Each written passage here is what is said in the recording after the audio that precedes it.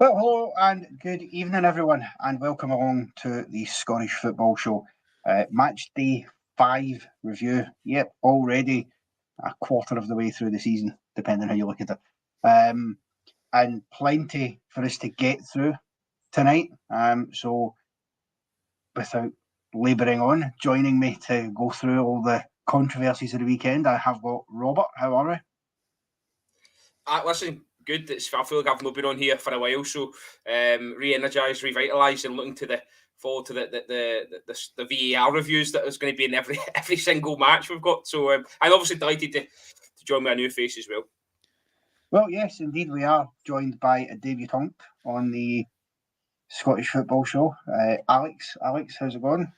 Good, mate. Are you ready for this very spicy episode? I'm guessing after all of these VAR calls of the weekend, this is going to be a controversial show, and no doubt after this weekend. Oh, yes, absolutely will be. And before we do get started, just bring up here, Timothy Sharp has become a member on YouTube. Thank you very much, Timothy. Superb for you. And by all means, it's an awfully quiet comments section so far. So I'm hoping that picks up as the show goes on. Let us know your thoughts on any of the incidents that we bring up here. But only one place to start, gents. Across the city at Parkhead, Celtic against Hearts. Two teams on a polar opposite run of form, you'd have to say. Celtic are flying, 100% record. Hearts are in dire straits at this moment in time. Not got a win to their name this campaign, not scoring many goals. This felt like lambs to the slaughter situation for Hearts, but for a period of time, Robert, they seem to be able to keep the back door shut and keep themselves in it. Look, what I will say is that I kind of, not to make excuses for Hearts, but I felt like Celtic were maybe not as sharp in attack as what they had been in the previous home game against us. Whether that was because there was a couple of changes in personnel, I just thought maybe Kyogo wasn't as ruthless as what he was against us, and I just kind of felt that maybe Hearts flattered to deceive in that kind of sense. I know they had a couple of wee half chances, but that Celtic record, broke a record for 1906. Correct me if I'm wrong. So, Brendan Rodgers won't be too displeased with what he saw. It was just another sort of routine afternoon. I think the pressure piles on Stephen A. Smith. He's inexperienced in terms of he's never been in this situation before, rooted to the bottom. He's been absolutely berated for the amount of changes he's making from game to game. I think he's averaging about 4 or 5 a match at the minute. And, it's one thing to change personnel, but if you're changing personnel, you need to have some sort of solid structure so the players that are coming in know they're all going to do the same job. And he seems to be changing formations and shape along with the personnel. So could be a long one for him. I know they've got St Mirren in the next game, so that could be a real judgment day for them. But no, I thought Celtic it was a sort of routine. I know we'll come on to the decisions and things, but in terms of, I don't think Celtic were ever in any trouble of losing the game. No, certainly not. I mean, Alex, obviously, I've not had you on before, so I'll ask you, where do you kind of think Hearts are just now? I mean, no wins. I mean, Stephen Naismith, do you think, as Robert says, the St Mirren game next week could be judgment day for him? Oh, definitely. I think the St Mirren games make or break for Stephen A. Smith. I think if he goes another game without a win, I can see Stephen A. Smith probably being the first manager of the season to be sacked. I think he probably will be, and I think he knows that himself. But I think, as Robert pointed out, the amount of changes he's making, I don't think he knows, even with the players he's brought in, I don't think he knows what team he wants to go out with week in, week out. He's making so many changes. I don't think they've actually had many injuries, correct me if I'm wrong, but they're just making rotations for the sake of rotations. And I don't think that can be good for a team when you're actually not getting it. And they've got the European fixtures coming up as well. So are they going to be changing players for that as well? Is he going to get to survive until we get Europe, or is he going to be sacked at the St Mirren game? Well, this is it. We'll get into the meat of the matter then, Robert. This match, very much a tale of two penalties in many ways. So we'll do them chronologically. The first one, of course, Hearts penalty claim. Corner kick comes in the box. It's headed by Lawrence Shankland. It seems to come off the arm of Liam Scales, which is, to be fair, out for the body a bit. I mean, this caused some heated debate in the Rabble chat, as I'm sure it will have done across the country. This one, Colin Stephen gave this on field. VAR intervened and sent him to the monitor. He then overturned it. Was that the right call for you? Right, I just want to start this by saying any opinion I'm going to give, I'm basing on information that was being fed through the last week. Obviously, head of refereeing Willie Collum has been quite sort of visual in terms of he's been on quite a few shows and he's trying to sort of make things clearer. Obviously, this weekend, straight after all that bang, he got the weekend from hell in terms of refereeing. But as far as I'm aware, the first one, if the corner comes in and it hits Scales as he is in that position, that's a penalty. As you saw I think it was in the Dundee derby, it wasn't given. But Willie Coleman said that was a mistake. So if it comes in as it is and hits him, that's a penalty. But then this whole proximity comes into it, and that's where the grey area is. So Colin Steen, for me, is judged that on last season. Those were getting given last season. Colin Stephen, not Colin Steen. So has given that based on last season, I would say. But Willie Collum's trying to bring in this football understanding, which, as I said to you in a private chat, Connor, I don't know if that's a UEFA derived idea or it's something he's trying to bring into our own game. I need to clear that one up. But certainly when he goes to the monitor, then I'm sure the audio will come out because it's it'll be probably in the next SFA show that's under review. But I dare say that he's probably got a couple of voices in his ear saying no penalty, no penalty. Remember the coaching we've had, remember this proximity thing, and that's why he's changed his mind. Look, the microscope's definitely on it. We've gone from last season being no clearer on handball to this season now it's growing legs and we're still no clearer on handball. I dare say this was brought in to try and clear it up, and it's further muddied the waters. Yeah, I mean, Alex, the thing is,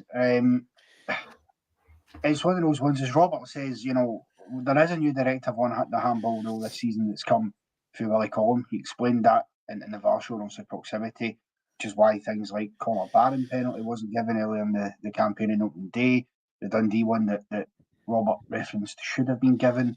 I mean, where are you with this? I mean, it's twofold really. I think, yes, the proximity thing, absolutely. I also think when you look at it, there's a question mark over where on his arm it hits him. I know in sports scene they were talking that it maybe hit him just sort of on the sleeve line. There's also the question of should VAR have overturned that there, given that it's subjective and it's not what you'd call a clear and obvious error because it has hit the arm. And so therefore, if the referee sees it, is that one that VAR should have been intervening in? I know I've asked you a few questions here, but So to be fair, I don't think VAR should be intervening in that one. I know we talk about proximity, but we also talk about the body being in a natural position. When his arms are up near his face, that's not a natural position for your arm to be when the ball's coming at you. So if it's hitting him, and I know it's hitting, where was they saying in the upper arm near his sleeve? Yeah. I don't know. I kind of have to, when you look back at it, I kind of agree with Robert. It is very close. I mean, he's not even a foot away from him and it's hitting him in the arm. But see, if it's not a penalty, why is it not a corner to Hearts? Because the ball goes out and then Celtic are awarded a free kick. So why is it not a corner to Hearts? There was no foul. So if we're not given a penalty, surely then we're going back to the run of play and it should be a corner to Hearts, and that maybe then changes the game a bit. They get another chance to whip the ball in rather than it being a Celtic free kick and they get to play it from the back. Yeah, I mean, that part of it, certainly, Robert, I think we can all agree was probably not correct. I think for me, their corner kick would have been the decision, but I know that VAR doesn't tend to go that far into the process. They just kind of, judge on the incident itself and then let the referee mop up the mess, if you will. I'll put this question to you that's come in for Ian, if you don't mind, Robert, in terms of, from what your understanding is of what Willie Collum's been saying this season, what is deemed as close proximity and what is the rule in Scales' arm being sort of at shoulder height? I'll just address Ian as a troublemaker first and foremost, and then I'll go on to answer this question. let's look. There was no set out, meterage, for want of a better word, in terms of proximity. I think from what I would gather, it's called point blank range. Then that's maybe one that they're going to, overrule. Scales' arm, yeah, look, it is. I think I agree with everything you've said in terms of it is an unnatural position, and as I say, that's what bothers me with this slightly, is the fact that, let's call it the first phase of play, the corner itself. If the corner comes in and lands on his hand, that's a penalty because the ball has travelled quite a distance. But then when you go into that second phase, when Shanklin gets his header away, Scales' body position hasn't changed. Therefore, that's why it comes into play as not being a penalty. As I say, I'm not saying I agree with it. This is just my understanding of the new ruling. So, as you say, and I said this to you again yesterday when we spoke privately, whether you've got VAR or you don't, as you said before, a lot of it is coming down to just how your understanding, your perception of the situation. So Alex's perception is different to mine, but we're both seeing the same instant. That's not to say one man's right and one man's wrong, but you're always going to have this. No one's ever going to agree on the same decision. So, as you said before, why are VAR getting involved when the referee, Colin Stephen, has already called it and given the penalty? It's obviously coming down to, as I say, this training that they're supposed to be getting week in, week out from the head of refereeing on, trying to sort of ram home how the rule has obviously evolved this season. So, listen, I don't think this is going to be the last case we see, but what wasn't, because we see it later on in the game where we're trying to sort of, I think if somebody said, I think it was Stephen A. Smith actually said himself, either both are given or none are given, and well, that's not quite the case because of this sort of, as I say, football understanding that's coming into it. So is close proximity going to be referee's interpretation then? Is that what we're saying? I believe, that and the VAR room, yeah, I believe so. I think that's... I think so, and I think the thing to be clear on here, Ian, coming in about natural positions and stuff, I agree with Ian in terms of the ruling is slightly ambiguous because it's open to that interpretation. That is true, and I think we've all sort of agreed on that. I think the one thing though, and I think, and correct me if I'm wrong here, Robert, but I think what you're saying for what Burley Collin is saying, that actually, because it's not happened in the first phase of play, the position of Scales' arm actually doesn't matter at that moment because of the proximity. Yes, that's it. To Scales, which, with that being the new directive and being the rule, then that is what the officials must stick to. Having said that, obviously Colin Stephen does give it, but VR instructs him otherwise. You can have separate debates about that. But now I must admit this one here, Alex, I've changed my mind on this a couple of times. I must admit, at first when I first seen it, I thought, yeah, proximity, does that come in again? Should it be given? I'm looking at it thinking, is it similar to Conor Barron? But when I've seen it a couple more times, I actually do think that the Celtic penalty, I do think it's a Stonewall penalty because his hands are in front of his chest.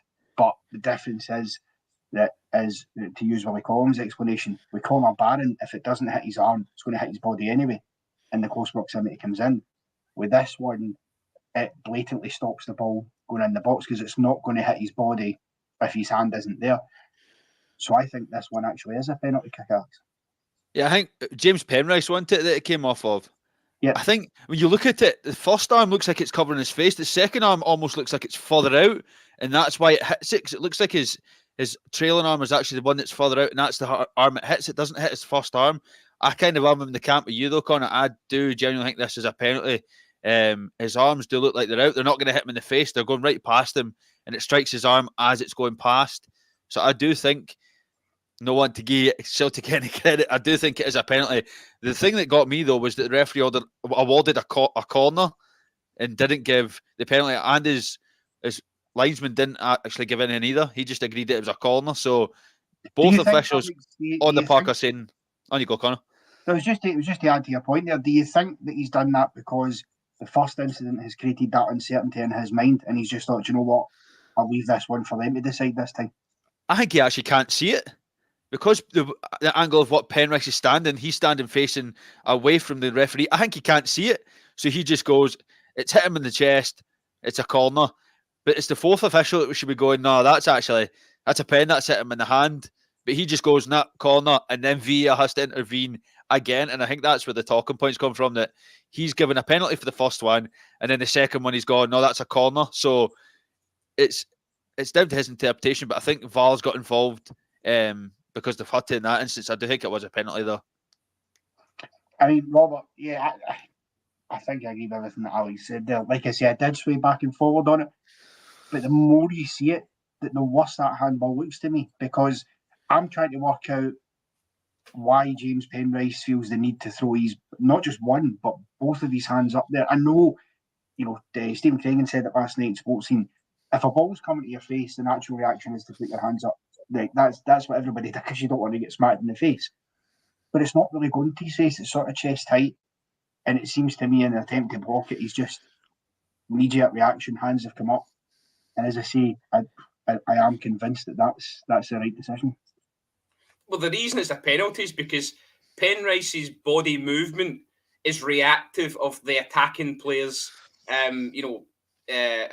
movement as well. So he goes to put the ball in, and then his body shape changes, which then, therefore, that's a penalty. His body shape's changed and it's become unnatural, as you say. So, there was no doubt for me it's a penalty. As I say, the point being the fact that he gives the first one, doesn't give the second one.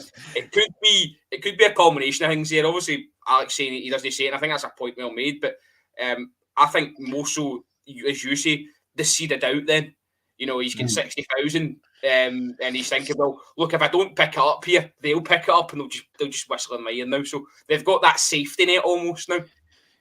Yeah, I mean, do you think though, Robert, just stick with you for a second? Because I must say, and God knows, it can give you a headache, this sort of stuff. But again, reflecting on what Naismith was saying at the end of the game about, well, if you give one, you have to give both, or if one's not a penalty and the other one's not. Do you think you kind of stray into the territory, you're kind of comparing apples to oranges? Because they're not, and I think we've got to be clear here, they aren't actually the same type of incident at all.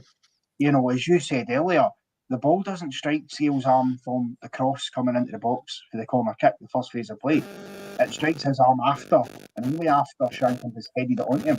Whereas with the Penrice one, he's stopping the ball coming into the box.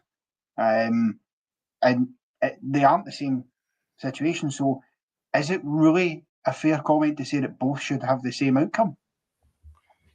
No, I think what it does highlight is that clearly even those involved in the game don't understand the rules at the moment. So whether, Willie Collum needs to put some effort into getting back around the clubs and explaining the new handball rule, whether that's going to help or not is a different matter. But it just says to me that still there's learning to be done on both sides of the fence, whether that's the referees who, Colin Stevens obviously given the first one when it's not meant to be a penalty anymore, or the managers and players themselves who seem to not understand the rule, well, as well as us fans, we don't really understand the rule. So, no, as I say, I don't think it's the same situation. As I say, I don't know if we can break penalty instance into phases of play, but certainly with the first one, the corner comes in, hits his hand, then it's a pen. The second part of it then means proximity comes into play, not a penalty.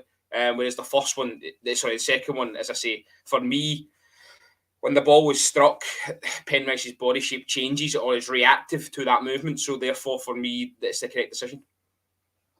Yeah, absolutely. Well, Alex, obviously off the back of that penalty decision, Arne Ingels, the new record signing for Celtic, £11 million he was signed for. He steps up and coolly sorts home. I've got to say it was quite a calm penalty for him, given the circumstances. Good finish for him, but overall he had a decent debut or full debut in a Celtic jersey, you'd have to say, Alex. Yeah, he looked like he enjoyed the game, to be fair. He actually looked like this wasn't just his first game for Celtic. He actually looked like he really enjoyed it. He just seemed to be everywhere. I think after the game, was it Brendan Rodgers was talking about the fact that he looks like he's going to try and get him to the Matt O'Reilly role, and that's where he wants him to be. Just give him that bit of freedom to not be more of a defensive player. wants him to be a goal-scoring midfielder. I think he had a good few chances as well to hit the post at one point, and he had just a few good opportunities to score. I think he's going to be a main man for Celtic in that midfield, definitely. Yeah, I mean, it's ominous, isn't it, Robert? I mean, Matt O'Reilly goes out the door, and you're kind of wondering how are Celtic going to replace that, and it looks like the big fella could potentially be the man to step into those shoes. Well, listen, I thought Bernardo looked particularly good against Rangers in the Old Firm game as well. So they've clearly got options. It's interesting. I don't know if you've seen the clip where he's lining up to hit it, and Shanklin's shouting at him, pressure's on, and then somebody else shouts, 11 million, aye, right. And obviously then he rolls it into the bottom corner. So I think he'd hit the post before that, hadn't he, in the first half. He seemed to, as Alex said, best compliment you can pay him is it was a sort of a seamless sort of start. He didn't seem to have any bother. So all eyes will be on him as the games get bigger and obviously the pressure gets bigger. Let's see how we can handle that. But for 11 million quid, you're expecting some sort of finished article. It's not like he's one of these project players that they brought in. So look, great start for him. Great start for obviously a couple of the new signings that we'll get onto. But he looks like one that will get plenty of game time this season. Yeah, he absolutely does. Maybe Shanklin was telling him that you should be having a bite of a pie before you hit your penalties. I don't know. Maybe he was just trying to relay some of that to him. But Alex, I mean, listen, after Celtic went in front, a couple of chances, they were certainly asking questions for that second goal. But then, we go into the 80th minute, it's still 1-0. Hearts have a great chance to level this up with 10 minutes left to go. Blair Spittle with some good play down the side, fires one across the face. And Drameh, I think is how you say his name, Drameh, is it? Drameh, who's a new boy for Hearts, he slides in, stretches at it, doesn't get enough contact, and obviously Schmeichel keeps it out. But I think he probably should have levelled it up for Hearts there. 100%. That should have been one each. I think Blair Spittle's obviously going to be a bit of a shining light for Hearts. You can see that he just wants to get on the ball. He wants to put in countless balls into the box. And when players are getting service like that, you expect that to be in the back of the net and be one each. And Hearts to be asking questions going into the last 10. But I don't even think he got a toe to it. He just kind of slid in the ball, kind of just went straight into Schmeichel. And he didn't really have anything to do that game, to be fair. I think Hearts had a few pot shots from distance and a few balls whipped in. But when I watched it, I did think that should have been one each and it'd have been game on for the final 10 minutes. I do think that Blair Spittle will have good moments coming up for Hearts, but that wasn't the game to show it when strikers aren't on form and finishing the ball. No, and I mean, Robert, certainly Blair Spittle was going to be an important player for Hearts if they are to turn this around this season and start to find some form. I mean, as I say, it did go late in the day, this one, for all the chances Celtic had. It took until the 88th minute before Celtic finally put this one to bed with a second. And another new boy, Luke McCowan, we've raved about him on here in the past at Dundee and how good he was. And he comes up with the goods here again. It's some good play between Palmer and Forrest. Slid back to McCowan, fires one for the edge of the box. If I'm putting my critical goalkeeper head on here, I'm disappointed with Craig Gordon. I think, he's normally got big, strong hands, and I think he should probably do better, but he sort of tips it onto the post. And then it goes, and what a start for McCowan. Look, he's going to have to take his chances when he gets them. And obviously, you have to say, on both counts, he's not done too bad for himself. So he gets his goal. I think he starts that move actually down in the left back position, gets the ball and obviously finishes off the move. So look, Celtic have obviously got that over and above most teams in the league, that they've got a strong bench. You can bring on the likes of James Forrest, who's got 500 games. Adam Ida, who obviously thinks he scores the third and that's ruled offside. So I think Luke McCowan won't have any problem stepping up. You listen to his former manager saying that he'll go to Celtic and he'll actually have an input, and he seems to be showing that at the minute. So as I say, I would have liked to have seen other clubs going for him. A bit disappointed he's gone to Celtic, I'm not going to lie, because he's a shining light, and I think obviously Dundee have suffered at the weekend and that'll be levelled at them. So no, just if I can, just a wee word on Blair Spittle, because Stephen Naismith took a pop shot at the press in the build-up to this game and said there was a narrative whereby he was being sort of lambasted for trying to, or having no idea how to get Blair Spittle and Jan Danda into the same side. And I don't think he really answered the question by, you've brought these players, tell us how you're going to get them in. And I don't think he done that. But I'd like to see Blair Spittle starting more games. I think he was tremendous last season for Motherwell. It'd be a real crying shame if that's probably the best move of his career to date, and it'd be a crying shame if he went there and sort of frittered away, through lack of exposure. So it's a conundrum for Stephen A. Smith, because he's got a bloated squad and he's obviously got that to try and combat the European stuff. But like all of these Scottish sides, Kilmarnock in particular, will get on to, I'm sure, if they're floundering in Europe and it's costing them as well in the league, then I don't see why you would want to sort of go with that. Surely the league's your bread and butter. Hearts now sit rock bottom, and it could cost Stephen A. Smith his job. He might not get even to sample the European campaign. So he's really precarious. Yeah, it certainly is precarious, Alex. And I mean, I tell you what else is looking precarious. And first of all, I'll apologise, because in the middle of Robert's spiel there, you just got a zoom in my face, which was totally accidental. But Hearts are in a very precarious position. But what's also looking on with us is the form of Celtic right now. I mean, as we wrap up here, Ida thinks he's put them 3 up. Obviously, it's offside, no debate.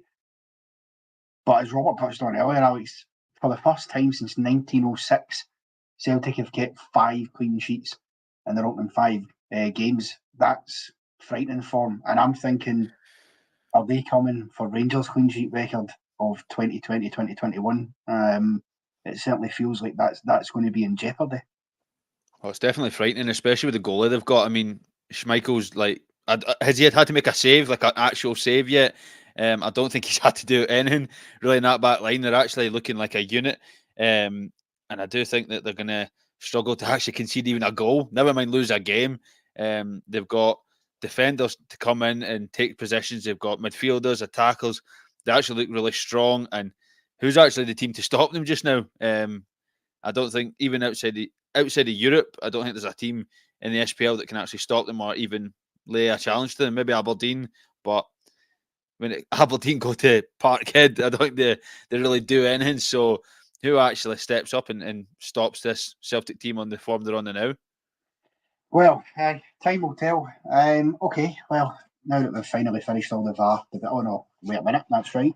Strap yourself in, folks, because if you thought that one was heated in the VAR front, dear me, that this match turned round to the officials at Celtic Park and said, "Hold my beer." Okay, Paisley, St Mirren v Kilmarnock, Robert. Firstly, I started that shock me. I didn't realise that it's been 3 years since St Mirren have won this fixture.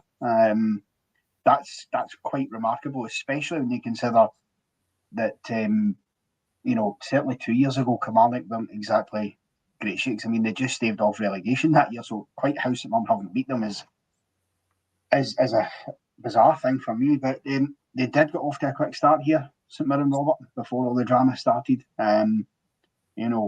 7 minutes into the game, balls into the box. Obviously, that's a lovely header. Fearless, you've got to say, sort of gets across his man well with a diving header, and puts him in front. And he's been a big player for them this season. 5 goals already. The whole of last season only scored 7. Are we looking at St Mirren's new talisman?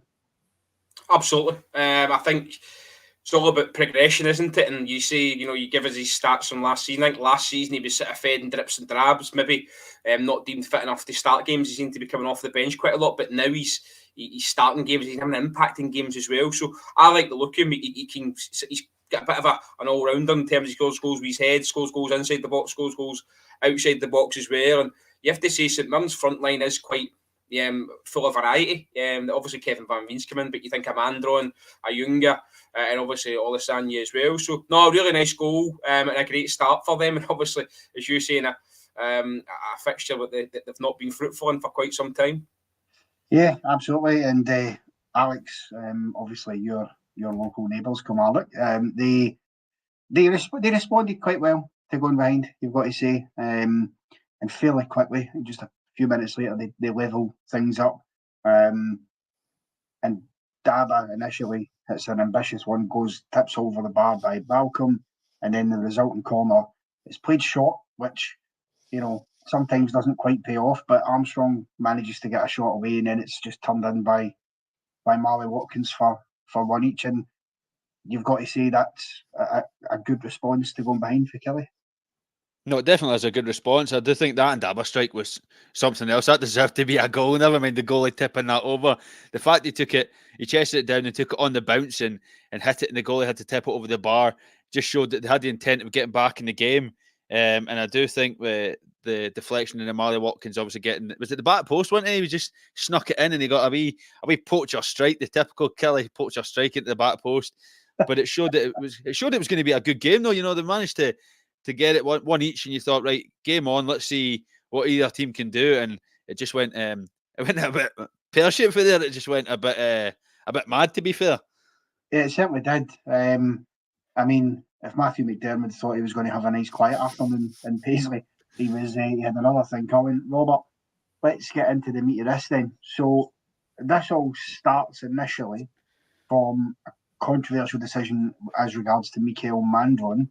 Now, his first booking, basically a booking, he barges into Joe Wright, catches him, was going to get booked for that. But literally straight after that, he comes flying in on Finlay, just lunges in, and how he escaped the second booking here is beyond. You can understand, and as we go into it even more, why Derek McInnes was so furious at the end of the game, because that's clearly should have been a second booking and he should have been off. And I think even Stephen Robinson knew that because he took him straight off after this. Listen, you say Matthew didn't know what madness was coming his way. He creates his own madness because he just has to get a hold of that game, stamp his authority on it, and just say, look, to Mandron, that's you're off because you've had an absolute, you've seen red. And Stevie Robinson's thought, we've dodged a bullet here, get him off. And as I say, he makes the right decision, but Derek McInnes will feel aggrieved on numerous occasions there. They get away with that one. You're going to probably come onto the common assault. Is there any reason, any mitigation you can see for why he didn't send him off? Is it because it's so quick after the first one? Is it because, I'm not saying he can see this because he probably couldn't in real time, but when you see it back, although he lunges in, he doesn't make a great amount of contact. He sort of catches him in the toe. I mean, what is in your mind, would you think would be the reason for not giving him the second yellow there? Because to me, it can't just be it's straight after it. Because I don't care how long after it. It's 2 seconds after your first booking. And it's a booking, it's a booking. Did you not see that Sports Scene showed you the referee's facial expression after the challenge? And it was one of, he was puzzled. He, as if to say, I've just told you. And at that point, you think, we'll follow it up then. He's clearly thought, look, I don't want to lose control of the game here and send a man off. That can be only my rationale. Don't want to send him off. We'll let the game sort of flow here. We'll let him away with it. As I say, it just descended from there. The one that follows this is, I can't understand why the player's not even spoken to. It was, as I say, it was a common assault. I think with Mandaron, though, if he doesn't get booked for the first incident, he gets booked for the second. Exactly. So why is he got to go? He's definitely got to go. If he doesn't get booked for the first challenge, he's definitely getting booked for the second. And the referee's face, as you pointed out, Robert's gone, I just tell you what you did, what you playing at, like, come on. And you has to brandish that second yellow. As I said, Stephen Robinson's gone, no, before you even get into this game, just get off now. And I do think that's just a second yellow. Like, you're off. Like, you've been told the first time, I've tried to calm you down. You've listened to nothing I've said. Off you get, off you pop. Well, yeah, absolutely. And I mean, Robert, you talk about making nods for your own back, and he didn't help himself here, Matthew McDermott, because this next one is words fail me. I mean, this, for me personally, is the kind of decision that you should see a referee pulled in front of Willie Collum to explain himself, because I just can't understand this at any level of it. First of all, it's a throw in for Kilmarnock. There's a nudge in the back from Rooney onto Vassell. But Vassell then goes down. Whilst he's on the floor, Rooney has to kick at him. Now, the first one you can maybe justify by saying, well, if he's genuinely trying to kick the ball, you can maybe just about stretch enough. But the second one, you can't. He's kicked him again. He's just volleyed him on the deck. As you say, outside the pub, you're getting nicked for that because that's an assault. And somehow, not only does Sean Rooney not get a red card, He doesn't get a booking either, nor does Matthew McDermott even go over and have a word with him when he can clearly see what he's just done. He doesn't even speak to him. He has a look, just a glacial look in his face as if, but it's bizarre. And then the ultimate outcome is free kick. St Mirren. Explain this to me, Robert. Why is Andrew Dallas not getting involved there? I know we're all sitting here laughing because it's just ludicrous. It's absolutely ludicrous. As you say, he's kicked him on the, I don't know if it was the top of the buttock or the hip, but he certainly gave him a right good going over. Pretty much, aye. And as you say, it just sort of, the game unravels at this point because Rooney's involved in something else later on in the game as well. So I just feel that, as you say, Matthew McDermott is probably going to get, how is it they say, hauled over the coals, is it? Because Willie Collum's going to be sitting very angry tomorrow morning, in his office, having tried to really show some transparency this week leading up to it, and it's just unravelled in front of his eyes in one game weekend. So loads of work to do. But as I say, that one is probably the biggest OG of the weekend for me. You have a howler of the weekend. That was Why does he not even speak to him though? But if he can answer that, surely. He can answer that. Yeah. But I mean, listen, for me, it's a straight red card. And I agree with you, and Alex, I'll come to you with this. We have VAR. For this to me is exactly the reason that we have VAR in football, because it's quite clear that for some reason Matthew McDermott hasn't, either he's not fully seen this or he doesn't think there's anything in it at all. Either way, his judgment is completely wrong, and it ticks two boxes for me when they talk about the criteria for red cards. Well, it's violent conduct and it's serious foul play. So why did Andrew Dallas not intervene and send Matthew McDermott to the monitor? I think, as Robert said, only he can answer that question. To be fair, I think when you look at the way that Rooney kicked him twice, I think you tried to justify the first kick. The ball's in between Vassell's legs. It's like it's not going anywhere. To boot him once and then go, all right, okay, referee said nothing, I'll boot him again. It's like, right, how are you surviving that? And as you say, he didn't even get a talking to, not even a look, not even a glance by the referee. I think he's just gone, I play on. That's all right. Turn up salt in the wounds. He gives St Mirren the free kick. I think he's forgot he was in the wrong sport. He must have thought he was in the UFC and thought, it's fine, just on you go. Just continue on. We'll play the rest of the game and we'll see how it goes. Maybe it's a WWE when we talk about the later incident we're going to come on to, but it's like, how is he's let the game go from that first incident with Mandaron. He's just let the game go. He's lost all control from that incident, and I don't think he himself had a way of clawing that back from Rooney just escaping red. And that's what he's done. He's escaped the red. He has, and Robert, I mean, from the absurd to the ridiculous. And I suppose you could argue Rooney got his receipt for that. But, I mean, Alex mentions the UFC. I mean, this is something that even in the UFC would get you disqualified. Words escape me. They really do. And I feel for Derek McInnes, because he must have tore strips off Joe Wright going in the changing room. Kilmarnock have had a real issue with red cards this season, right? This is now the fourth one they've had. Second time for Joe Wright. The first one he got was maybe harsh.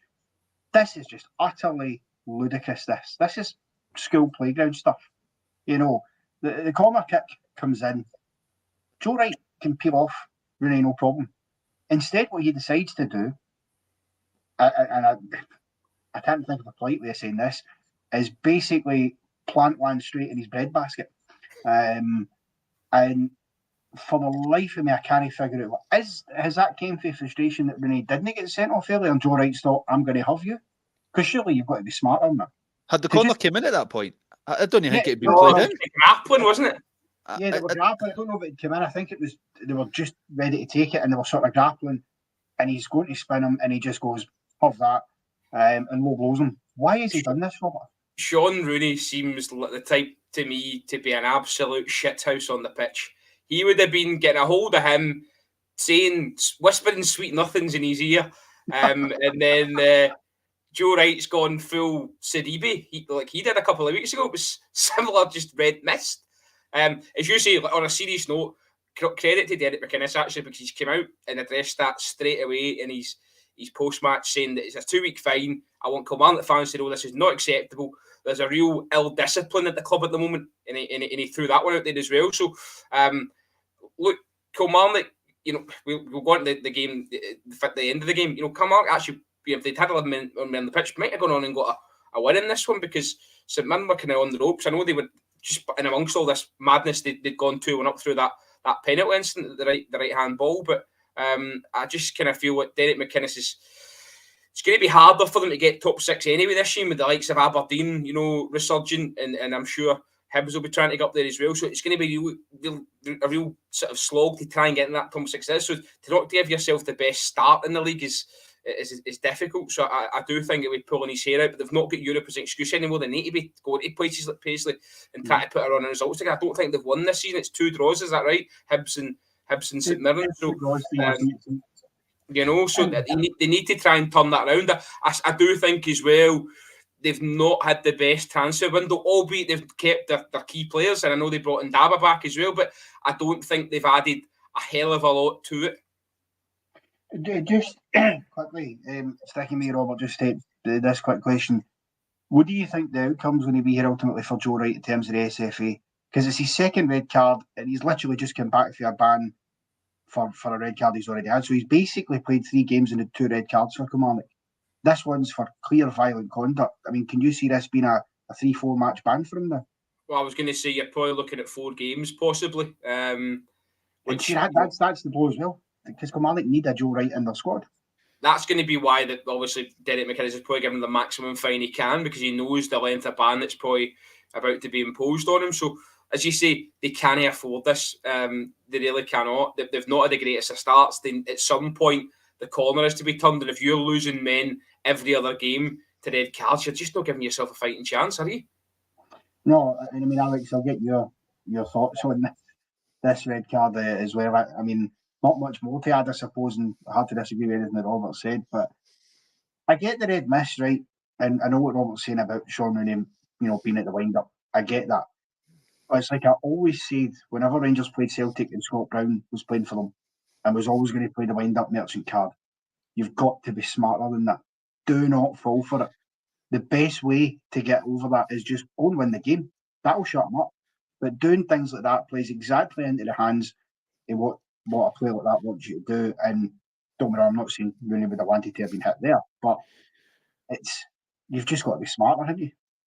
No, you've definitely got to be a lot smarter than that. It's complete ill discipline. I think when you're talking about the 4-match ban, I think that's before you even look at the fact he's been sent off twice. I think that's just for the violent conduct. There could be a lot more when you look at actually the red cards.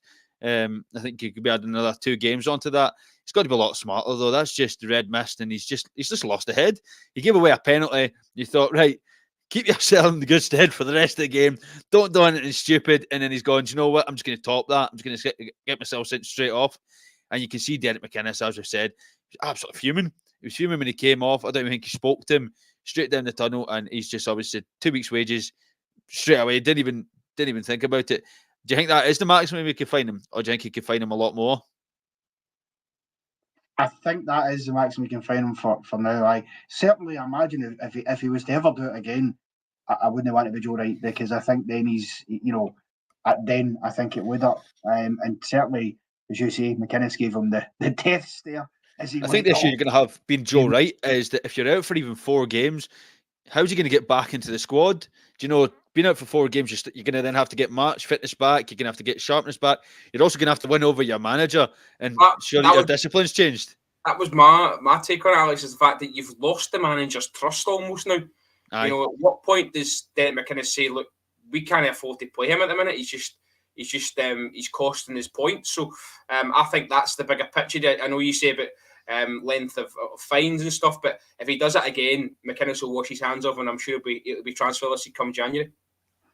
Yeah, absolutely. Well, moving on for the incidents, then obviously O'Hara scores the penalty, St Mirren 2-1 up. But again, Kilmarnock, to be fair to them, even down to 10 men, they were battling hard in this game. I think there was a real feeling for them, not over the Joe Wright situation, but that injustices had befallen them in this game, and I think they were battling hard to try and wrestle something.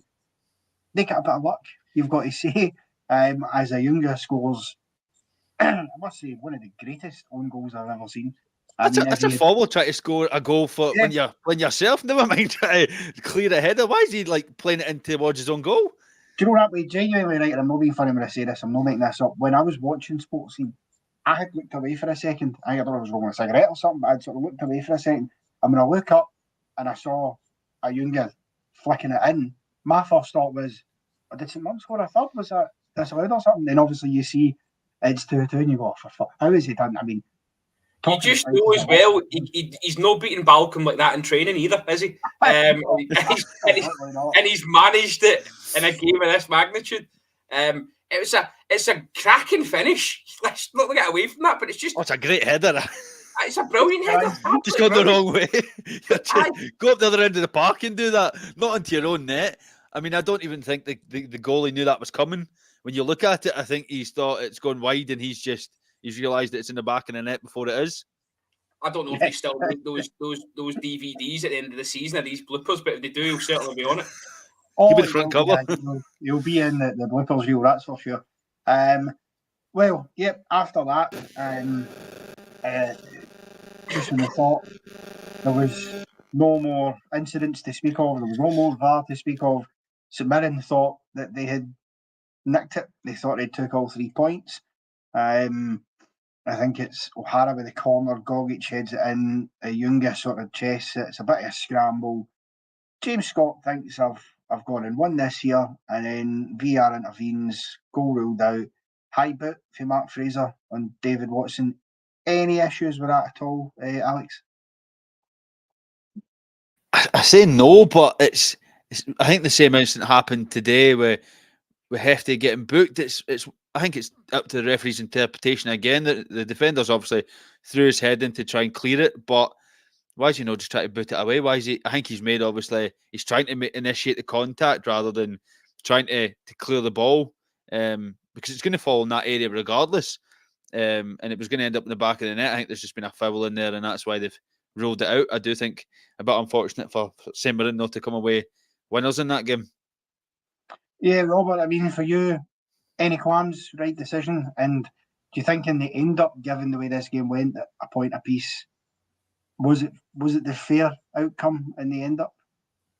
I do, but I really do. I don't think any side showed any real quality in terms of going on to try and win the game. If anything, I thought Kilmarnock were probably better with 10 men, albeit, the finish St Mirren had. But I think he catches Watson. Bear in mind, Watson's not the biggest player on the pitch, so your leg doesn't have to be too high to catch him. So that's maybe played its part. But look, I think a point apiece, both managers will take that and try and move on, because it was just I heard that I was listening to the radios as the games were panning out, and I went to one of the journalists who was covering this at Paisley, and he said he heard one of his colleagues just shouting, "Stuff stop happening," because there was that much instant in the game and they were trying to keep up with it. So I think everybody was just happy to draw a breath and take a point apiece.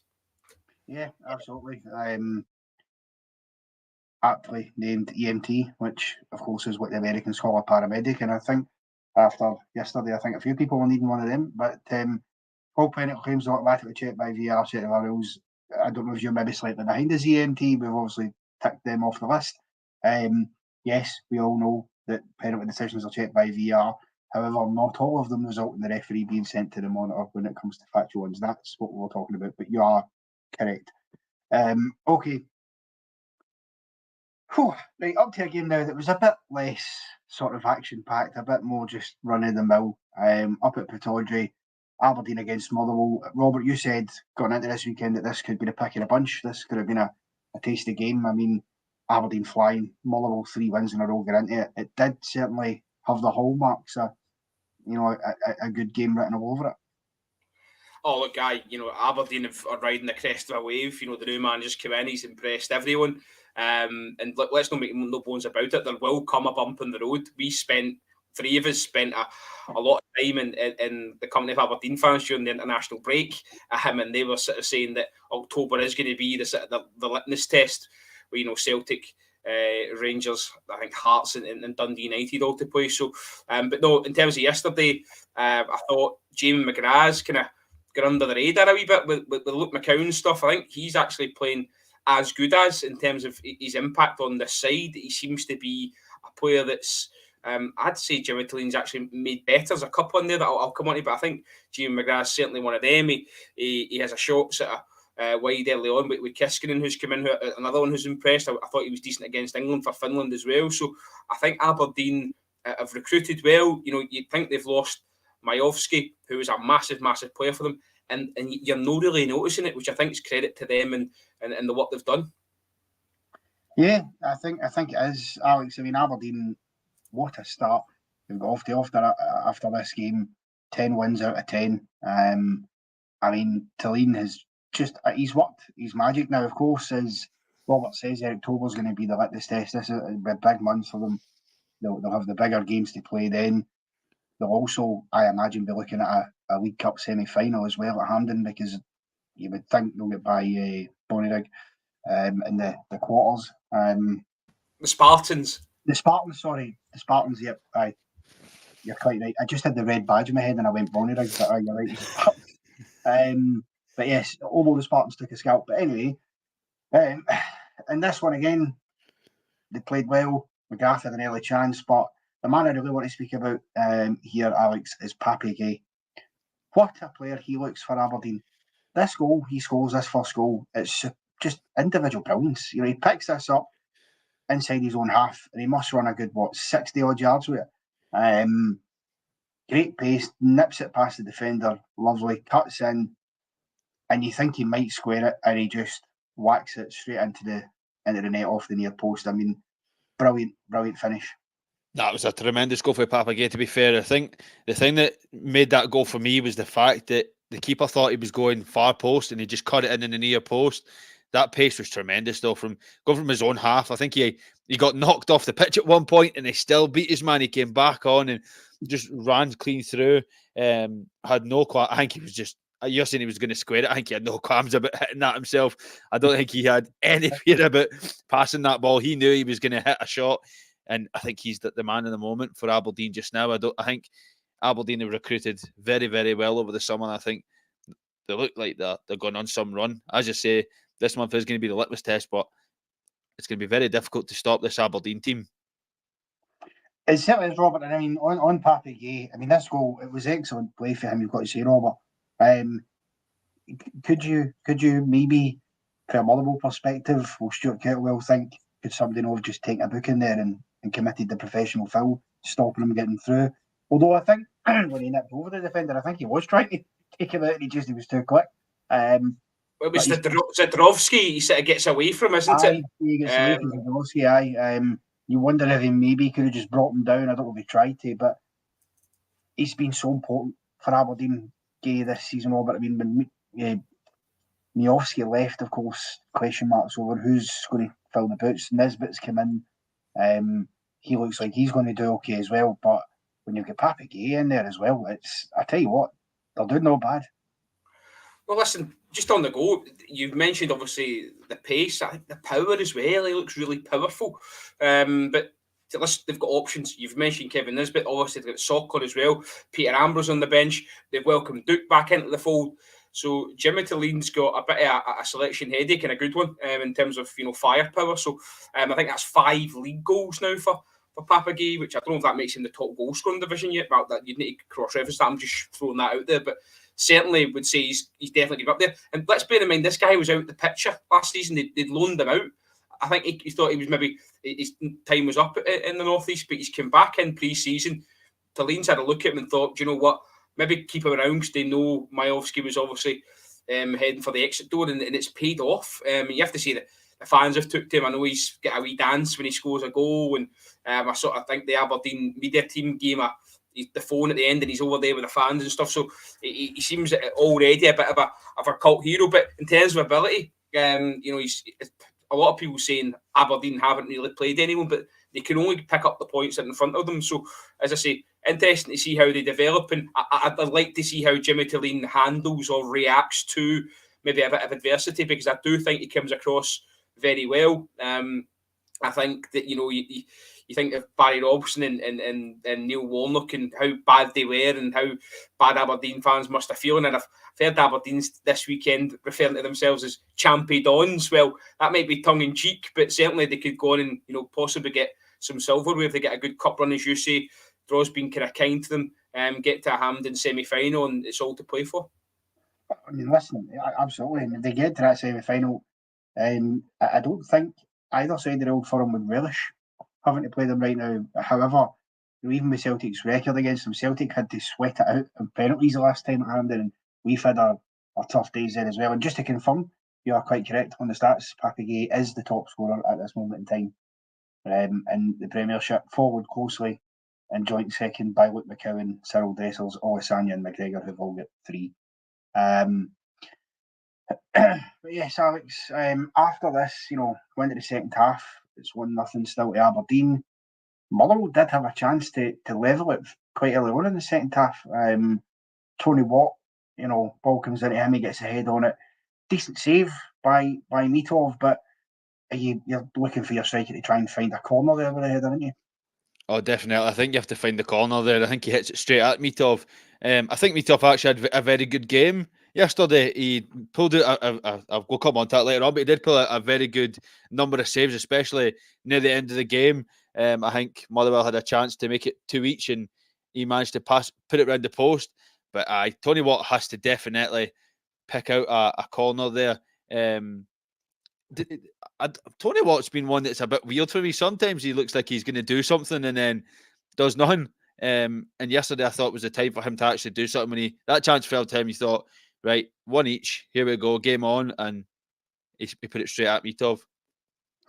Yeah, certainly did, Robert. And in the end up, they were punished, Motherwell, when Aberdeen got up and doubled the lead. A bit of good fortune involved in this one for Papagay this time.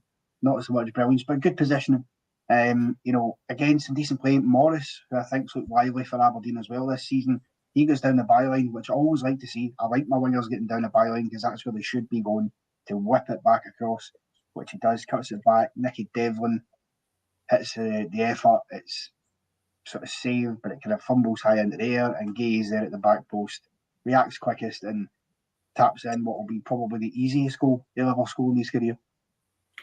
Yeah, look, just, you know, you cross-reference Mitov there, Alex, saying that stark contrast and just your luck. You know, Oxborough's save, falling straight to the head of Papagay, and he sort of bundles it in. So I think with Motherwell, it was the changes that maybe sort of gave them a fighting chance. They didn't look like they were doing much first half, and then you bring on Moses, who obviously gets the goal against St Johnstone the other week, and you bring on Tavares, who, you know, has got a bit of, you know, flair, and they started to maybe make things happen. I just think it was maybe too little, too late there. Stuart Kettlewell, I think he bemoaned some time added on towards the end of this one. There was a question of whether the game should have ended when it did, but certainly I think they need to start starting games better than they are. That's where they're faltering. They're not starting games with that same sort of zip and tempo that they're finishing games. So that's something that they'll probably have to address. But just to come on to Aberdeen as well, you look at the start of the game, no Shinnie in the side. You're thinking, well, how are they going to deal with this? Because Nielsen and Shinnie have been, you know, integral to all the success they've had, particularly in the middle of the park. But the new fella, whose name evades me, Perversa, he comes in. And again, we're talking about Engels, another one that's seamless now. They've all of a sudden they've got options in the middle of the pitch. So I think their recruitment's been really spot on, coupled with the new manager. I know I'm getting ahead of myself here, so we're only in September. We'll catch up with you probably in February and March, and we'll be talking about them being in the bottom 6. But you know, as I say, you can't fault the Aberdeen fans. You've got to enjoy it, given the turgid season they had last year, the whole Warnock scenario, and then obviously Duke not coming back, and so that you enjoy it while you can. But certainly at the moment, all positive things, yeah. Yeah, absolutely. I always think when you say Moses, I just keep thinking of Victor Moses. He's at Luton now. He's joined Luton too. He has, yeah. Probably for the best, given that he was at Spartak Warsaw, who, well, we know what's happening there. But anyway, Motherwell did get one back, Alex, to make it a bit more of a nervy finish for Aberdeen than I'm sure they would have liked. You know, again, Vale this time it is does well for Motherwell, gets it back to what his effort saved, and this time it's Ibaye who's there at the back post to tap it in. Bit unfortunate, you've got to say, on Mito for that to have happened, but these things do happen. And yeah, it set up a bit of an early finish in the end for Aberdeen. To be fair, I think Aberdeen, I've got my note there saying it, I think Aberdeen switched off near the end. And I think they just thought that the 3 points were in the bag. They were 2-0 up. Motherwell didn't look like they were going to do anything, and they just thought they would coast to the 2-0 victory. I think it was a bit unlucky for Mitov not to get the clean sheet, but it did set up that nervy finish where I think Motherwell just threw the kitchen sink at it. They just wanted to try and get in, and they wanted to get that point out the game. But I think, as Robert said there, that the luck was in Mitov's court this time, and he was actually the man to keep them in the game and made a few good saves to actually rescue the 3 points. I say rescue; they actually looked like the better team, but they managed to keep the 3 points and not go away. And I think Tillene is the man to take Aberdeen places. I think he seems like he's calm, cool. He doesn't let it get to him. He doesn't show that it's actually anything's bothering him. He just seems like he's going to be the man to take Aberdeen out of the bottom six and actually make a challenge this season. I say out of the bottom six, they're second in the league. So where can they actually go from here? Oh, so I'm delighted I'm not the only man that's been impressed by Tillene. Cheers, Alex. Definitely. I think he just seems like he's got his recruitment spot on, as you said, with Duke not even coming back, and then Tillene coming in and he's managed to get him back. I think he is going to be the man that Aberdeen fans are going to be raving about coming into the season. I think if he can get them in a European spot, he'll be even more of a saviour to Aberdeen, but only time will tell. Yeah, absolutely. I mean, Robert, Motherwell, couple of chances near the end to win it, as Alex sort of alluded to.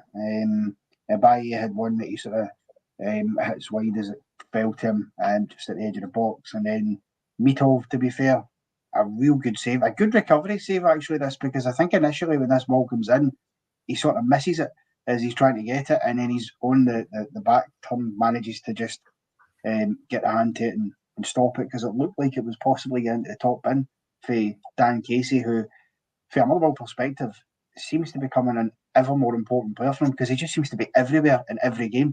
He's always there. He's a man possessed, isn't he? He's a man possessed, is Dan Casey. He's getting in the end of it all the time. Yeah, well, it's obviously something they work on. Like, it's not through fluke. You would see it's they're working on their strengths, and set pieces is certainly one of them. What I would say is with Moses Ibaye, I think it's about time he started games, because he looks a bit of a threat.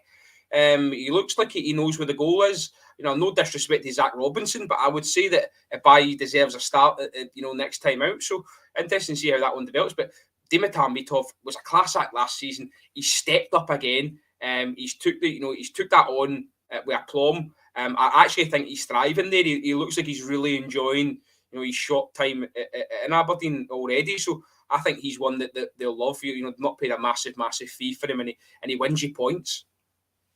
Yeah, he certainly does. And parking that there, speaking of teams who could absolutely have been doing with winning some points, Robert, Easter Road, Hibs against St Johnstone.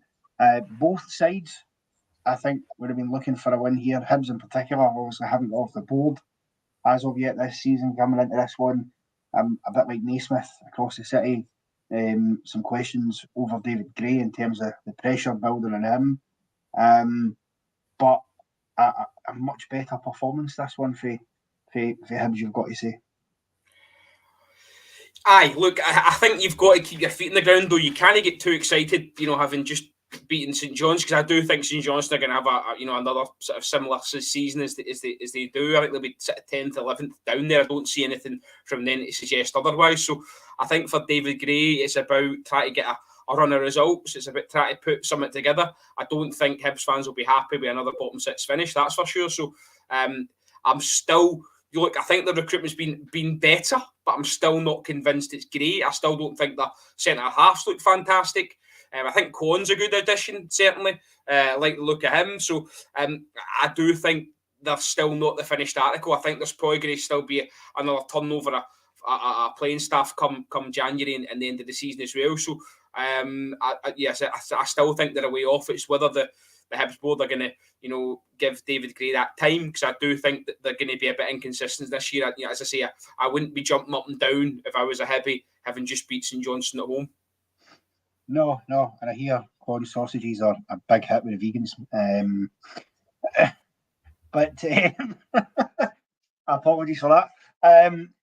But of course, Alex, as Robert said, obviously you can't get too carried away when you're playing a St Johnstone side that are fairly poor themselves. And funnily enough, I don't think on this show so far we've spoken much about any pressure being on Craig Levein, but the run of results they're on, do you think he could start to come under a bit of pressure as well?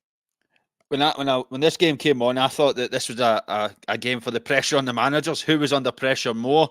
And I do think it's swung in the favour of being on Craig Levein. I don't think David Gray has got himself off that chop block, to be fair. I know he's beat St Johnstone, but that's 1 win in 5. I don't think that either manager can be saying that their job's going to be secure going into the rest of the season. But I definitely think that this is I said that Stephen A. Smith is going to be the first manager sacked. I do think Craig Levein's probably going to be the second if they can't start picking up these results. Yeah, Robert, I'm interested actually to get your opinion on this one, because I don't know if it's just me. Maybe my eyes were blurry, right? Now, Hibs do open the scoring just on half-time, in the stroke of half-time for a free kick. I'm looking at the free kick, and is it just me, or does it look like it actually hits Holt's chest before it maybe brushes his arm? I mean, Levein didn't make I think as well his reaction was telling. I think he just looked absolutely sort of bemused by it and almost scunnered as to say, come on, the game's gone if you're giving that as a free kick. But I think you have to say as well, it's probably the luck that Hibs needed. The ball's then pumped in deep. I think it's Ikpieta who sort of heads it across, and it's almost bundled into the goal. It's a typical William Hill goal for me. It is a good ball for Nicky Cadden, you've got to say. I would agree with you there. But then obviously they're just trying to get it close to goal as they can. So as I say, no, I think it's probably harsh on Holt. But as I say, probably the luck that Hibs needed at the minute, because just nothing's been going for them in the other matches. No, it certainly hasn't. I mean, Alex, Hibs, before they eventually did get the second, had a couple of other chances in this to go 2 up. I mean, you had Hoylett putting it through for Maletnikov, who, to be fair, Ross Sinclair, there's been question marks over him after, Josh Ray was dropped and he was brought back into the fold. It's a good save he makes to keep his side in the game for Maletnikov, you've got to say. And then again, Sinclair shown he's got a bit of pace about him as well, because Martin Boyle absolutely, I mean, what a ball he plays through for Kurevich. It's sort of on the volley he catches. I don't know how much he means it, but it's a great ball. And of course, Sinclair comes rushing out and gets there just ahead of the striker to clear it. But that was the warning signs for St Johnstone that the second goal was coming.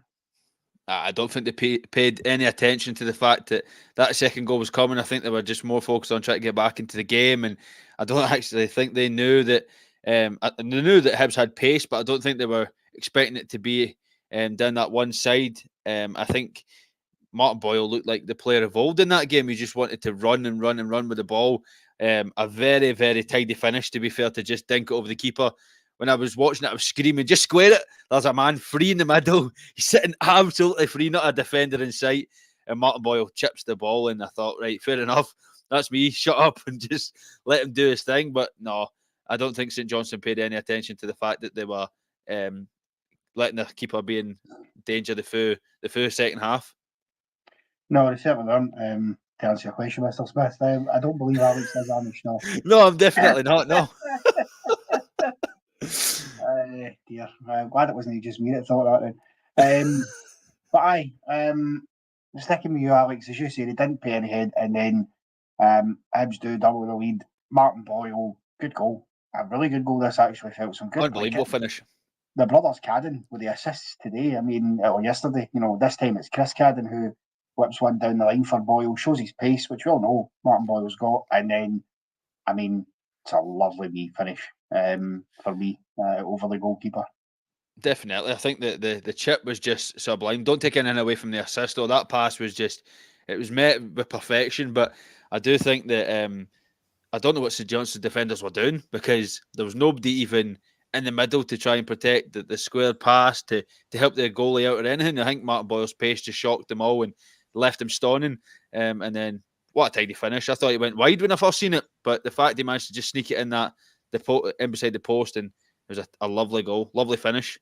But Hibs have got to see more of that for Martin Boyle now, because I feel like he's kind of tailed off. Last season, I don't think he got an awful lot of goals. And as Alex said, it was vintage Boyle. That's what we know he can do. He's got pace to burn. He can finish as well.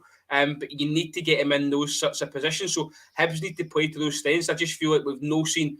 It was almost kind of rolling back the years, and I don't think he's anywhere near finished yet, Martin Boyle. So it'd be nice to see if he can get any double figures this year, and if he can do that, then Hibs have a decent chance of getting into the top 6.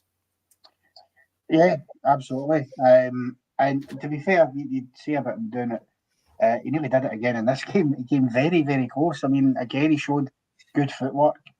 Gets to the edge of that 18-yard box, and he fires one, and it's just wide of the post. I think if he's an inch or two into the right hand side there, that's going straight into the bottom bag. So as you see, Robert, I mean, it's positive signs for Hibs if Boyle can maintain that kind of threat.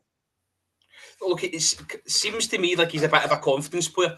See if he gets a goal, and that he seems to then go and thrive in games. But see if his game doesn't start well, then maybe you don't see as much of him. So I think that's something that you need to bear in mind if you're trying to manage him. But he could be integral, because you've got Marcus Gale coming in now as well, to that firing line. He should certainly add goals, I'd imagine. I'm not fully convinced on Kucheravic. I know he's scored a couple of goals, but I don't see that he's going to be the man to dig them out this hole. They've just got rid of Venti, who didn't really contribute a hell of a lot of what he was promised. I'd maybe go with Gale, and Boyle can chip in as well. Where's Ellie Yuhan amongst all of this, by the way? Because he seems to have fallen off a cliff. Did he even play yesterday? Oh, he did. Yeah, he did. Didn't see much of him, did you? I didn't think he played. I didn't think he was there. And he was a player who, again, last season, you're looking at him thinking he can make things happen, but he's another one who he's 1 in 5, 2 in 10. You just need to get that consistency. And Hibs do have players in attack, but they need to be firing on week in, week out, and maybe that is the pressure at Easter Road that they just can't handle. Well, yeah.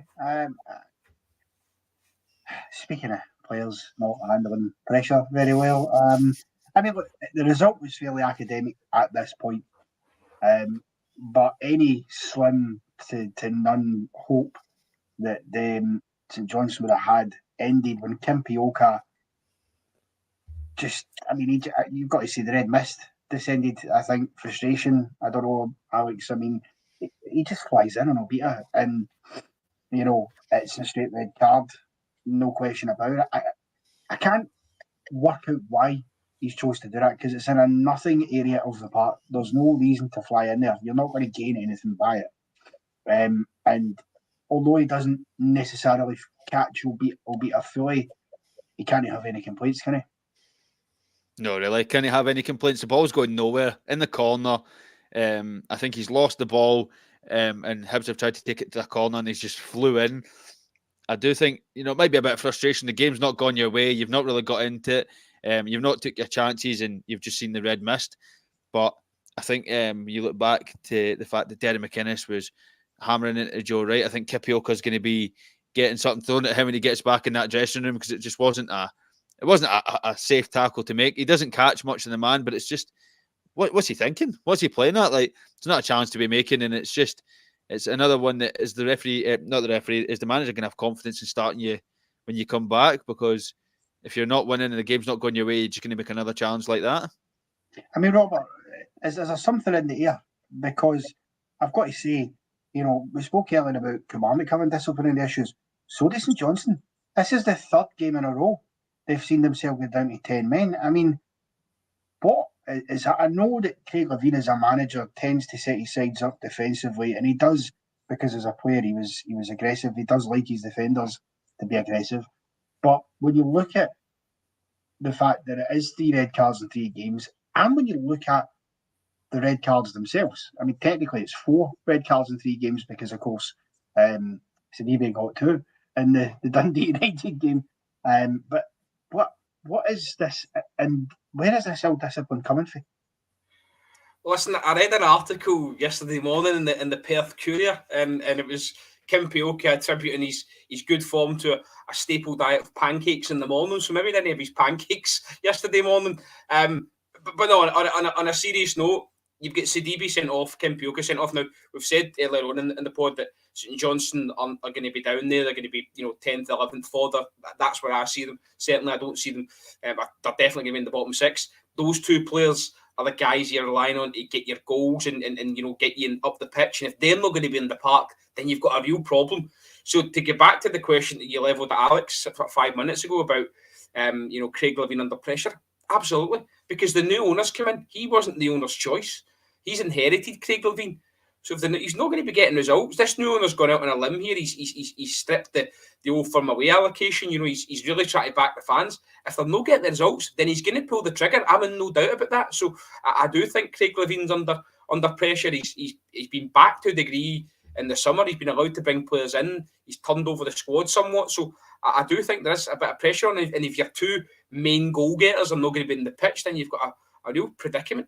Well, it was because of discipline. I mean, Kim Pioka in particular, I know Sidibe got the 2 red cards and he was absolutely silly. But Kim Pioka, I mean, I've seen a few games when he's played in, and he does throw himself about a bit, and you think you just need to calm him down a bit. He is a walking red card waiting to happen for me, and that proved at the weekend there. I mean, I heard Andy Halliday speaking on another pod saying that he was arguably one of the hardest players to deal with that he's come up against since he's joined Motherwell. So maybe that tells a tale as well, is what you're saying, that he is putting himself about a bit. He's probably the Alfredo Morelos for St Johnstone with the disciplinary, just wants to throw himself about at this point. Do you think VAR maybe plays a part in this, that players aren't getting away with as much as they probably would before? The referee wasn't quick to give the card, but I think maybe the VAR's playing a point in this, because did the referee see the one in the Kilmarnock game, or was that VAR that gave the straight red? VAR gave the straight red. VAR. Right. So that's my point. The referees aren't seen as much. The penalty for Celtic, and it's like the referees relying more on VAR than before. They're trying to they're waiting for the VAR to go, right, you need to have a look at this. This is actually a red card, or this is a penalty. This is what. That's not a red card and overturn that. I think that the referees just never are waiting, and the players are, oh wait, we're not going to get away with as much as we were before. I would agree with you. I think there's a definite element, whether they want to admit it or not. They've got a safety net now. And whether they're being, I don't know how they, because obviously referees get marked. That's right, Conor, don't they? They get marked in terms of their performance of a weekend. So whether they're being marked on these decisions, or VAR comes in and there's points given there, I don't know how it works. But I certainly think there's an element now of they've got eyes and ears elsewhere. 100% there is. Well, yeah, moving on for that. I mean, to be fair, actually, the Kim Pioka one didn't take VAR, did it? I mean, that was just, we knew straight away that was a red card 10 years ago, that one, to be fair. So poor Craig Levein, he probably would have preferred Tapioca on the park. But we move up north, Dingwall, Ross County versus Dundee. A couple of wee incidents in this game to discuss and get through, but first and foremost, Robert, it's a big one for Ross County. I think you mentioned earlier just how important the home form is going to be for County if they're going to stay up this season. And you look at it, they've only lost 2 in the last 14. At Dingwall, of course, that last defeat at Dingwall coming to Aberdeen late on in a game where they actually had chances to get something. But this was a big result because Dundee have been flying. They've been in real good, particularly for goals. They've been scoring for fun. So for County to not only win this, but keep a clean sheet, Don County must be delighted with that.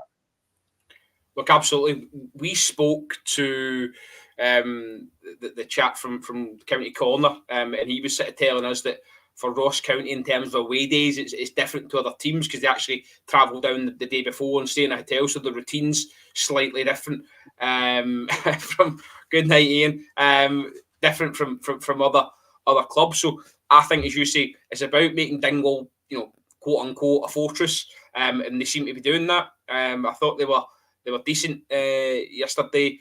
You can say that there was the Luke McCowan factor, okay, for Dundee, in the sense that they've lost him from the middle of park. However, I would caveat that by saying, Salah and Lyle Cameron have been very good up until now. And I did like the look. I think he came off the bench. Braybrook, I think he's on loan for Wolves. I thought he was good in the last game before the international break. So I was disappointed that he didn't start the game. I think Mulligan started in his place. So, Tony Docherty was saying in the game, he hoped that they got in 1-0 at half time and he could have, made things a bit different. Obviously, the second one goes in, which I'm sure you get to, but I just think that he'll have to chalk that down to an off day. They've got, he set the bar really high for getting them into the top 6 last year. I know Ian Dougal sort of said that he fancied them for, did he say relegation? He might correct me there, but he fancied being right down there, which I don't agree with. But certainly, I think that yesterday was just one of them days, and they won't be the only team to go to Dingle and falter. No, they absolutely won't be. And Alex, it didn't take Ross County very long to put themselves in front in this game. Just 5 minutes on the clock. Again, it was some good play from just before that. Jordan White had an opportunity, ended up on the floor, and he sort of swooped it, which fair play, he's like that. But as I say, they go in front for the corner kick comes in. It's a brilliant leap rather by the big defender right at the back post. He gets some height on his jump and nods it in for the opener. No, I think it was a lovely goal. It was a lovely header to get the goal. I do think that I think the one thing Dundee probably struggled with the most was the wind. I think when you seen how much the trees were moving with that wind, that played a massive factor for County. They're probably training that day in, day out, and they're so used to it. And you could see it with their set pieces. That ball couldn't have been any more on Wright's head if they tried. And I think that's what played a massive factor for them, is their set pieces. To get that goal, and I think that they took their chances well when it came to them for that first opener. I think that Noah Chilvers' early signs looks decent. I know he's got a hard act to follow in Jan Danda, but he's started okay. Mm-hmm, definitely. Yeah, absolutely. And then Robert, then we come into the VAR discussion for this game. One of these weird ones for me, this, County getting the penalty kick. There's a bit of a tussle between him and Ingram, you'd say. Ingram is adjudged to have pulled Jordan White down. Now, interestingly enough here, this is one that the official in the park doesn't give this as a penalty kick. This is another one of these ones where VAR sends him over to check it. Yep, the old VAR sign. He has a look at the monitor and decides it's a penalty. For you, do you think that is a penalty? So I did when I saw the replay when the shot's sort of half down his back. However, then I listened to Tony Docherty full time and I had to sort of, agree with his reasoning. The fact that the ball had gone at that point. It wasn't like he'd taken he'd stopped him from getting a shot away. The ball was already in, another phase of play. So where does it stop? I get, if somebody punches somebody in the half line, it's off the ball instant. It will still be dealt with. But I just think that I don't know. Is this one of those ones? He was harsh. Do you think this one though is maybe a case? And I was looking to you as well, Alex.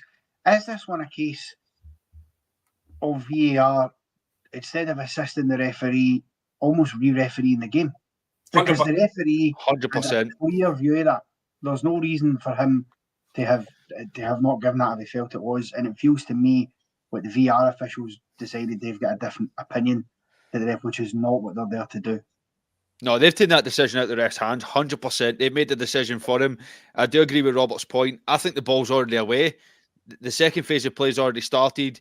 County have got the ball on the edge of the box, ready to whip it in, and then all of a sudden we're being took to the monitor for a penalty. I do think he is pulled down. Like, you can see his shirt's almost off his back and it's pulled down. But he's passed the ball. He's passed it to his teammate and tried to get the game going again. And VAR have gone, no, that's a penalty. But he's not tried to add a shot. He's not even tried to pass it in the box. He's passed it away to create another opportunity. And I don't know why VAR have gone, that's a pen. Straight away, penalty. Go for it. Yeah, one of those ones. And I mean, after that, obviously Jordan White steps up, sorts at home, as you would expect him to do in those positions. He normally does. And I mean, why did Warren Hill not take it? Was he off the park at the time, or is it just that they've reverted to Jordan White? Because I thought they'd have wanted him to maybe get a goal to boost his confidence. Well, he took the one that Mitov saved, didn't he? So maybe that's why he was off them. Maybe, yeah. But then after that, Dundee did have a claim for a penalty, although not much was made about it after the match. When sort of the break of the ball, Simon Murray runs into the box. Looks like he gets a touch. It's a penalty for me. It's a penalty. Has the leg outstretched and seems to make contact and take Murray down. I guess the two questions here are, Robert, you've answered the first one, is it a penalty?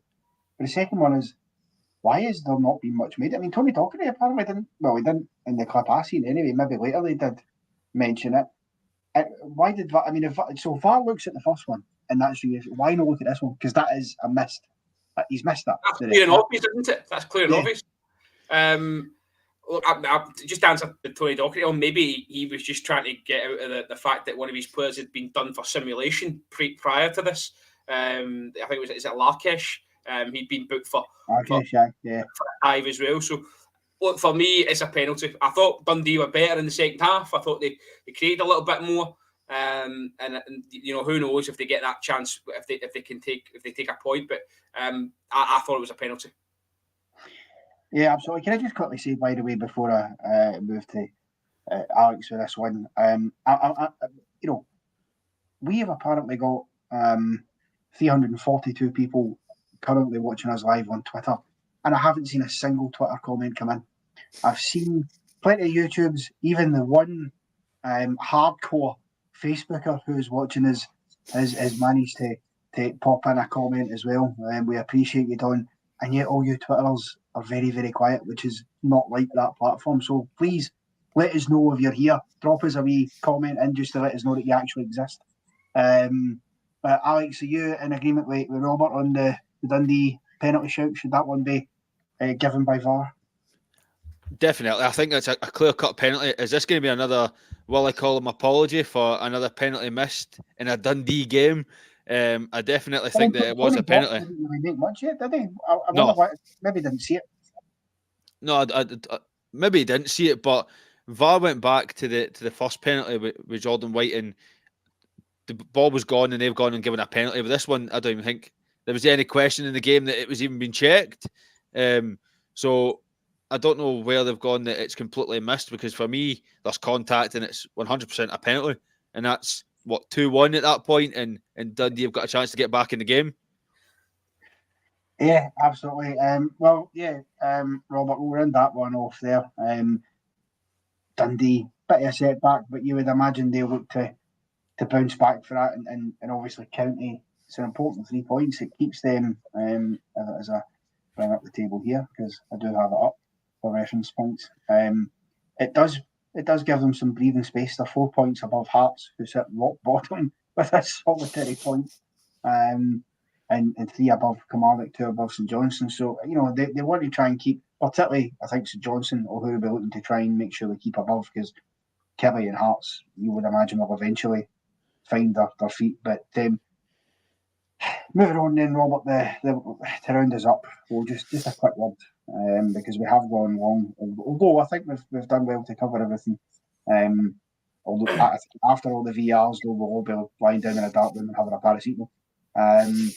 But Rangers Dundee United today, Robert, 1-0 win. I was on the reaction, of course, with Mark and Ian.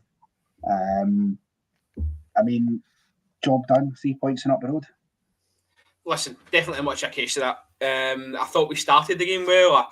I really enjoyed the tempo of the game. I thought we were good, and then I don't want to say we reverted to type, but I just think Dundee United get back into the game and we maybe allowed them to. So second half, also we make the changes. I'd have liked to have seen Bajrami through the middle rather than out wide. I know he said that he can play wide left, but I don't know if we saw the best of him out there. So look, wee positives to take, small positives to take, but we need to go on a run between now and obviously the new year running with arch rivals to then sort of gauge it again. Because look, if we take Philippe Clement at his word, he told us October, November we'll start to see the signs, the best signs of this team.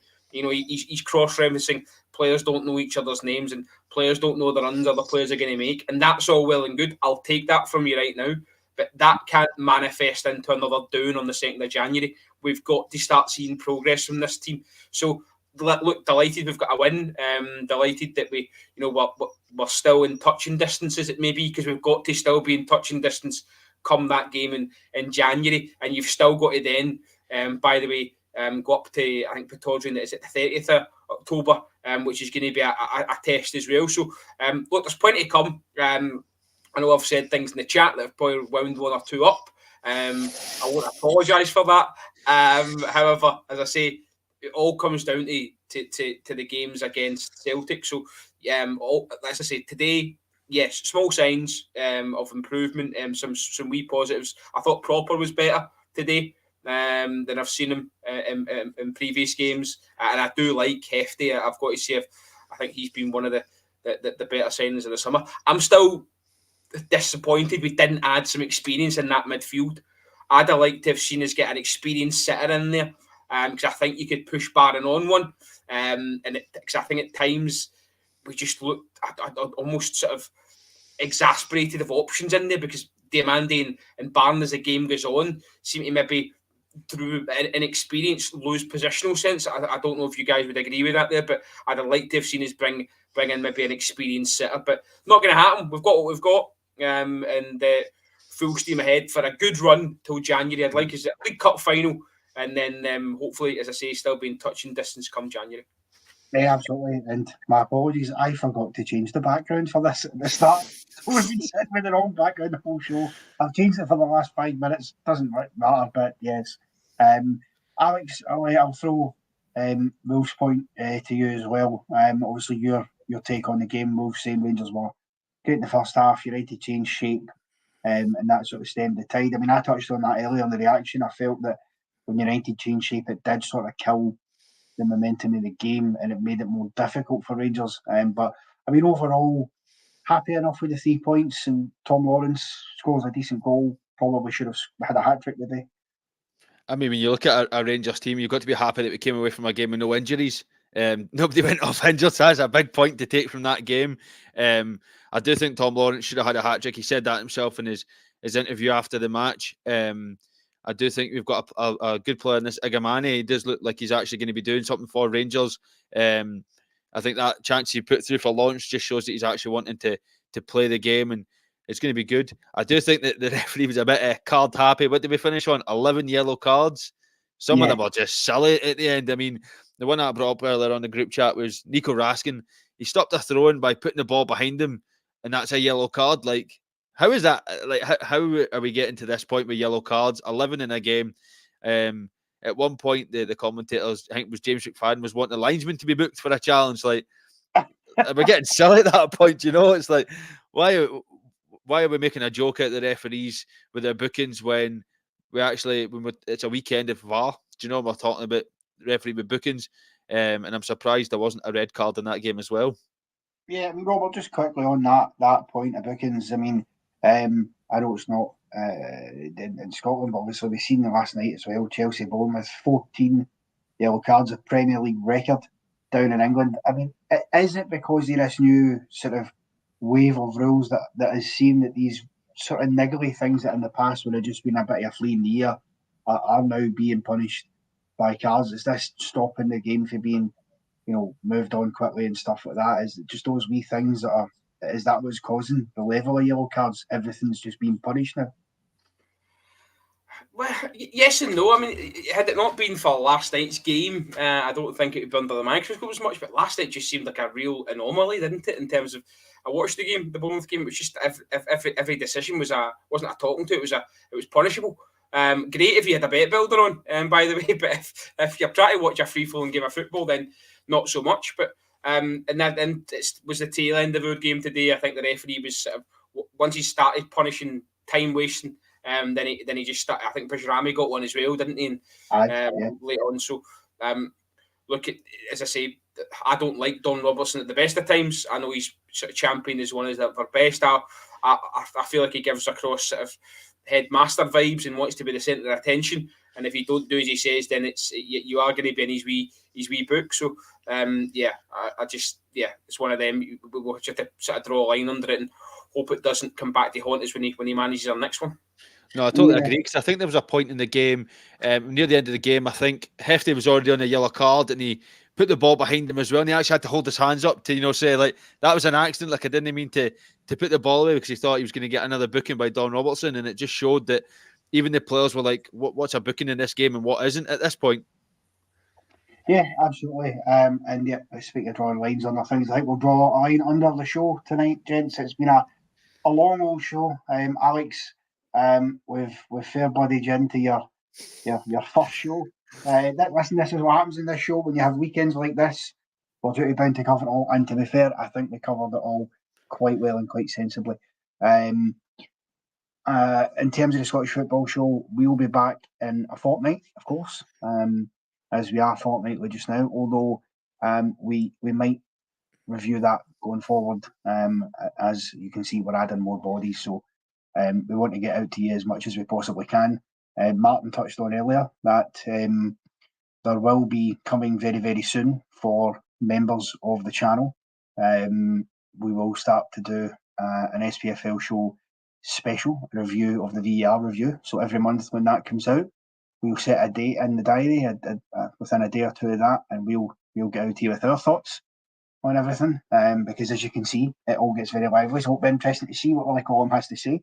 In terms of the Rangers rabble, the rabble will be back tomorrow night for your Monday night rabble at 7:30. And of course, don't forget, because he would shoot me if I didn't remind you, 11:30 a.m. tomorrow morning, Martin will be back in his snooty for your morning rabble as you sit and work away in the house or wake up to your slice of toast and cup of tea in the morning. But until then, my thanks to Robert and Alex. It's been a pleasure, and we will see you on the next one.